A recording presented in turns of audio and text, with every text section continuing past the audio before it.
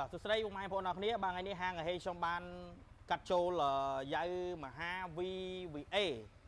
បាទ Exciter VVA កម្លាំងម៉ាស៊ីន 155cc ស៊េរីឆ្នាំ 2025 បាទគឺពណ៌សកង់ពណ៌ទឹកមាសបាទប្រភេទ ABS បាទអញ្ចឹងពុកម៉ែបងប្អូនអាចមើលបានណាបាទនិយាយទៅប្រភេទ025នេះគឺអត់សូវមានច្រើនទេបាទហើយចូលមកប្រភេទ ABS ទៀតណា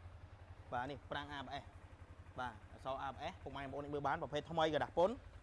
បាទអាចទាក់ទងបានប្រើសោ Smart Key បាទនេះប្រើសោ Smart Key មានឆ្នាំងសាក់ទូរស័ព្ទ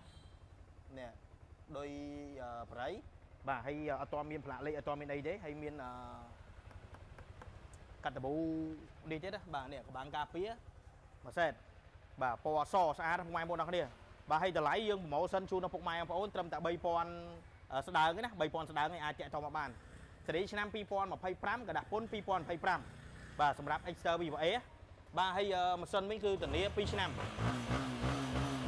បាទគ្រឿងបន្លាស់ធានាជូនឲ្យពុកម៉ែបងប្អូន 6 ខែទៀតបាទហើយឬក៏ពុកម៉ែបងប្អូនចង់បានតម្លៃតុនបាទធូជាងហ្នឹងបាទអាចតាក់ទងមកបាន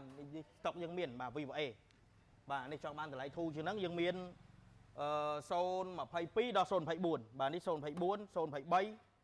024 22បាទតម្លៃតែ2000 3.8ឡើងទៅឯងបាទ2380ឡើងទៅនេះយើងមានលឿងមានក្រហមមានខៀវមានខ្មៅកង់ទឹកមាសបាទមានពណ៌ប្រផេះ